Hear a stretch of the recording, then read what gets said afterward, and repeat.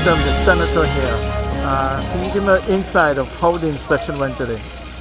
Well, they're a bit amazed because they realize that over the years they don't have to go through the real difficulties no more to explain us what we have to do. We listened from the first year when they explained us, and as you could see, the inspection went through in 30 minutes, so we have no problem. But we are ready. The folks on the northern side could come over. This program is well put together. Everything you see and you hear on the radio is going to be happening in this village on Prince St. Martin and Galleys Bay. Don't miss it. Come, have fun, and you won't be regretting coming over on the Prince side this year. Who are the people that you have doing the inspection?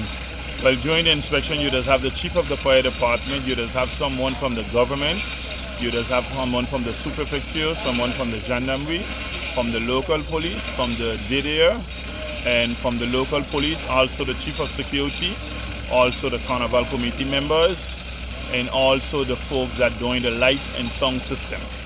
I noticed that you have the senator here. Is he in charge of security?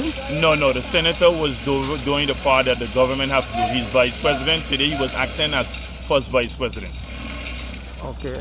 And you feel that once your inspection is over, everything is ready to go? Yeah, inspection is over. They approved that everything is good, so we are ready.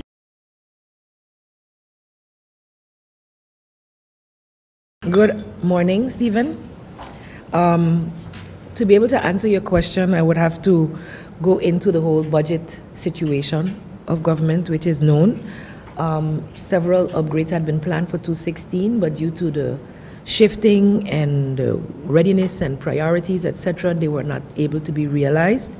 Within the 2017 capital budget, reservations are made for structural upgrades as well as rebuilding of sports facilities in general, of which Raoul Village is one of them. The second phase of that was scheduled to take place. However, the execution will depend on the positive advice of CFT and regarding the amount of the loan government is allowed to acquire.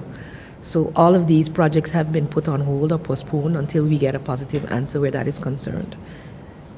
At least the finance minister spoke of a surplus. I guess this can also go to sporting activities. The Little League Stadium, how soon will that be presented to the organization? In terms of finalized and handed over, that is being planned. From about a month ago, I had learned that it was ready to be handed over, so that just needs to be organized and done officially.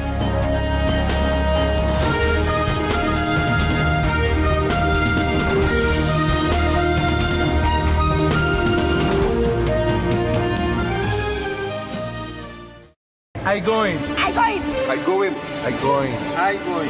I going. I going. I going. I going. I going. I going. I going. I going.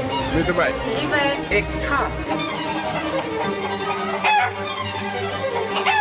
Are you going? Friday, April 28th, Carnival Village. Life is a journey full of connections. You're in safe hands, even when life starts too soon. You don't have to miss a single beat. When a bad hair day makes you sad, just sharing can bring you joy and more to come. They take the plunge, turn fear into faith, while you capture those beautiful moments. In the game of life, it's family that counts. They'll be there even when you lose. We all have our moments of reflection and hope. And when you feel you're losing everything in life, we're there because there's more to come. When life starts too soon, you don't have to miss a single beat. We're here to connect you and share life. Telcel, when you want more. Yes, it's the first Calypso 10 taking place on February 21st, 2017 at the Carnival Village in Gallows Bay, Marigot. Come out and hear 10 Calypsonians performing for you. King Bobo, Ricky the Fox, Lady Righteous, Ebony Empress, Shira, Baker Jr., Dr. Ray, Pepper, Chipman, and the reigning Calypso monarch, Shakia. It all takes place at the Carnival Village in Gallows Bay, Marigot, starting at 8 p.m. The entrance fee is only $10 or €10. Come out and support your local Calypsonians in the first Calypso tent. It takes place on February 21st, 2017. You better be there because I'm coming mistaken me. GEBE has been faithfully serving the communities of St. Martin, powering your home and our economy. Come rain or shine, our qualified team of professionals are working hard 24 hours a day to provide you and your family with safe, reliable electricity and water. We use the latest technologies and test our products daily to maintain the highest international standards. Our friendly staff is always there to assist you, whether in person, over the phone, or online. We are committed to constantly improving our products and services, making them more efficient, effective, and environmentally friendly to serve you better today and our next generation of clients tomorrow. GEBE, powering a brighter future. Our friend Megawati is here with tips to save you energy. 1. Turn your airco temperature up. 2. Use a ceiling fan instead. 3. Buy energy-saving products.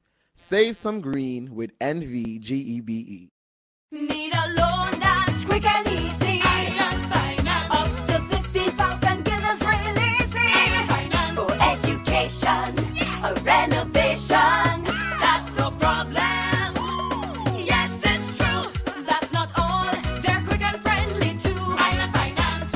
Appliances, vacations, even fix your car. You can depend on Island Finance.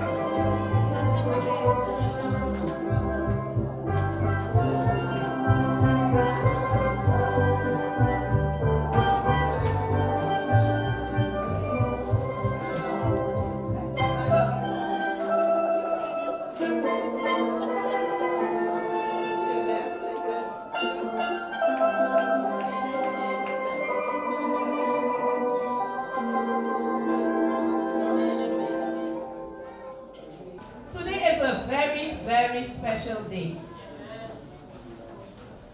I have known my father all my life, but I don't know him all his life.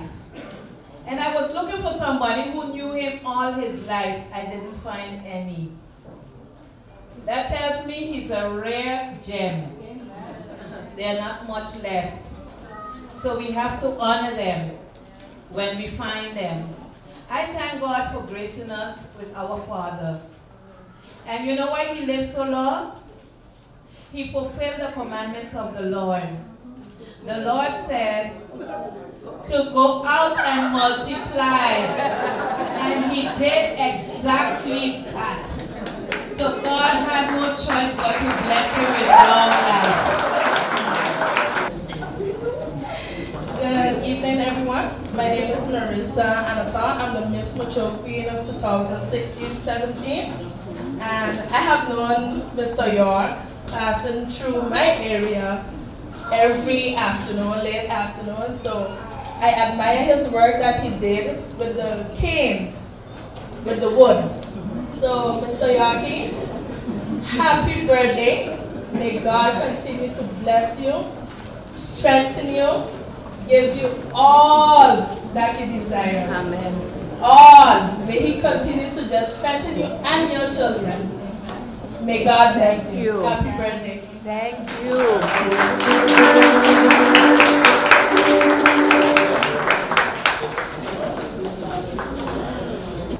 An opportunity like this, we don't get too often.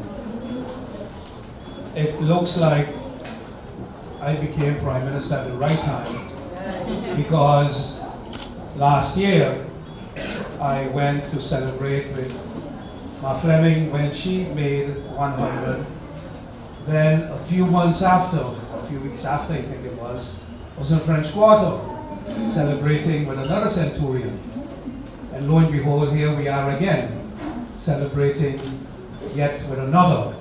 And like your daughter rightfully said, one of we own, right here from around the corner. Actually, it's all family and friends, but basically family, and on the part of government, maybe some friends, but basically all we see here are family, and I'm truly honored and feel privileged to be here to congratulate you on celebrating 100 years. It would look like, I was joking with one of your sons, and I said, but you realize none of Freddie's friends will be at his birthday. It's a good thing he made so many children, because we'll have somebody to celebrate with. And my Aunt Irene, a few years ago before she passed, she said to her son Julian, she said, you know, I stopped going funeral, because every time I go to a funeral, I bury one of my friends. So I'm going to stop going funerals. And I told one of your sons today, I said, you know, Freddie will have nobody his age to celebrate with him, so he's going to be a day celebrating with one of the young people, because all the people his age have already passed on. But it's truly a privilege and a blessing. And one of the things that I say on occasions like these, that my children know that my plan is, and we plan, man propose, and God dispose, but my plan has always been to be 112. And the other day, they were saying, we are going to be laughing at Daddy's funeral, and people are going to be wondering, oh, we children laughing for the happy he died? And they said, well, actually not, because we're going to be saying, look at him, there he boxed and he both will live to be 112, and he only make it to whatever it will be then. But I told him, I'd be careful I wouldn't be opening my eye, because I'll be watching you. There is so much blessings that one must have encountered on such a long journey. You have touched the lives of so many. You have given much of your years to government and therefore to the people as well. And I was taxing my brains, wondering, what can I remember that stands out? Because like your daughter said, she has known you all her life, but you know, she didn't know you all your life. And for the many years that I can recall, and I went back, and I don't know how many sons of yours had that privilege, but I know I had a privilege to go Wilkin with yourself and Amos, who passed, I think it was just last year. And I was nowhere close to their age, and hope to reach, for sure, you got to join it to 100 to reach 112. But one of the things that I can remember from being, at the time, a very young boy, a young man, but we would leave from Middleridge and go out to Oyster Pond, and Freddie and Amos were the real Wilkers. I was still an apprentice. And then I realized after some time, they used to carry me so I can carry the bag. So I was a bag boy. But when you're a little kid and you're allowed to hang out with men bigger than you are, you know, it was a privilege. And that is one of the things that I remember, of course, years after Freddie would walk from town with the boys and then go pick one stick down close to Belvedere, walk back. And one of the latest things I can remember sharing with him, I stopped to pick him up on one of his journeys. And when I stopped, he looked. And I said, Freddie, get inside. He said, young man, I don't want to disrespect you, so I'm getting a ride. He said, but you're taking me off my routine. Because he believed in his daily walk, and if some of us would take from the old kids on the block and walk a bit more than try to be in that car. Some people take their car from one place in town to go in a traffic jam to park it up a few meters further up because they want to be in front of the place where they are going. And Freddie, with all the rides that they wore, he preferred to walk for his health, walk for his pleasure and an enjoyment. I guess if you catch a ride from town to mid-region, you'll only see one person. But if you walk from town to mid-region, you'll see everybody who passed in the car and everybody who is at their home. Freddie, congratulations. May the Lord continue to bless you. I do not know what your desire was, but if it's to be 112, we got many more to celebrate with you in good health and blessings from the man above. We have a small token, and in the discussion in the office, it was like, what do you give a young man that makes 100? You can't give him another car. Give him a check.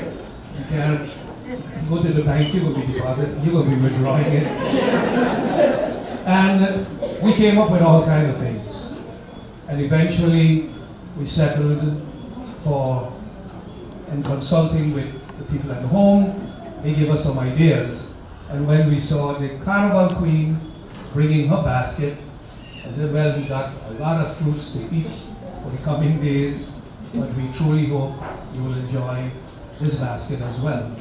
And it is not what is in it, but it is more for celebrating this moment and remembering all of us in here, whether it's your children, your family, or friends, are truly blessed to have had you in their life all their lives. And we hope God continue to bless you richly. What the Prime Minister did not say that he also remarked when he heard your daughter mention one of the reasons for your longevity being that you follow the commandment to go out and multiply, and then you remarked to me that then there's still hope for him. So you know what mission he is on as of tonight, following in your footsteps.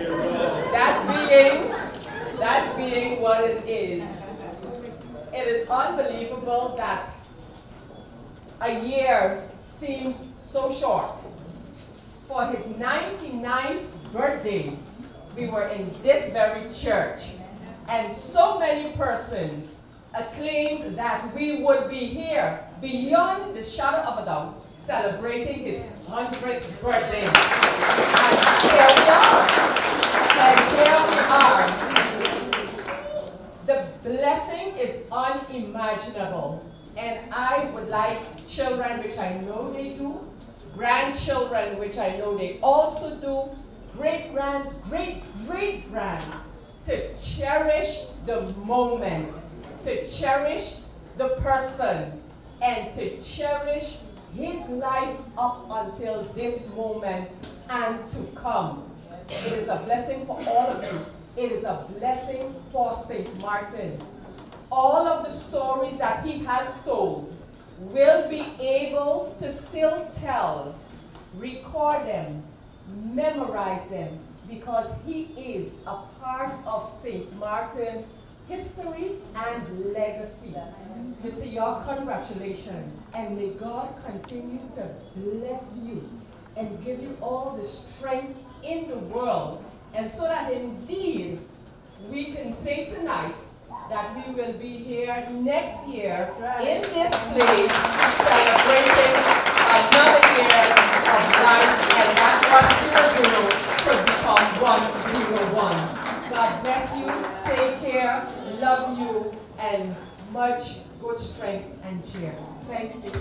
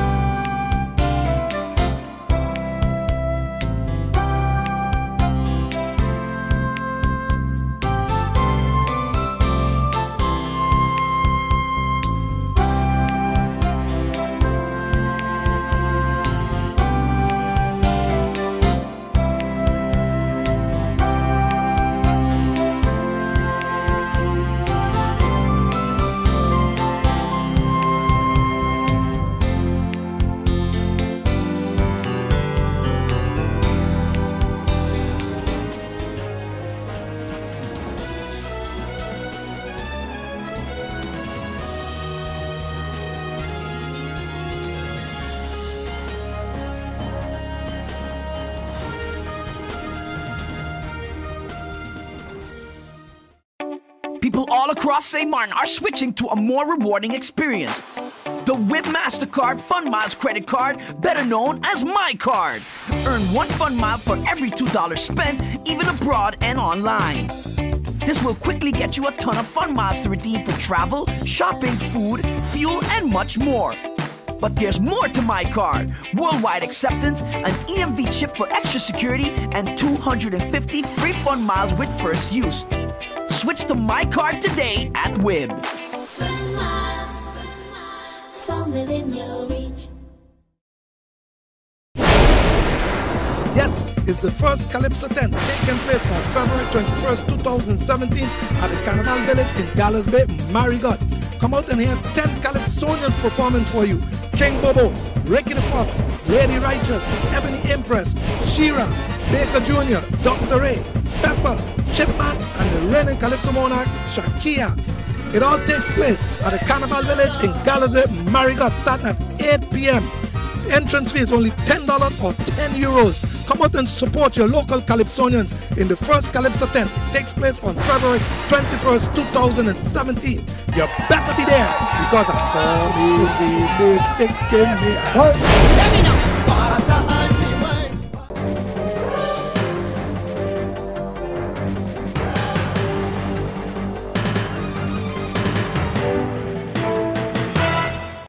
I going. I going. I going. I going. I going. I going. I going. I going. I going. I going. I going. I going. I going. With the right.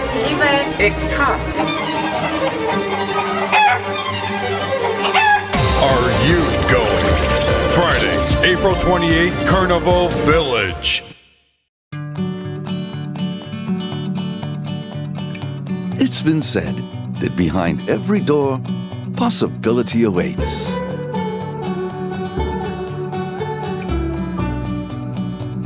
How much possibility depends on which door you open first. Every day, we help our customers discover the possibilities in their lives. It all starts with a conversation. Scotiabank. Discover what's possible.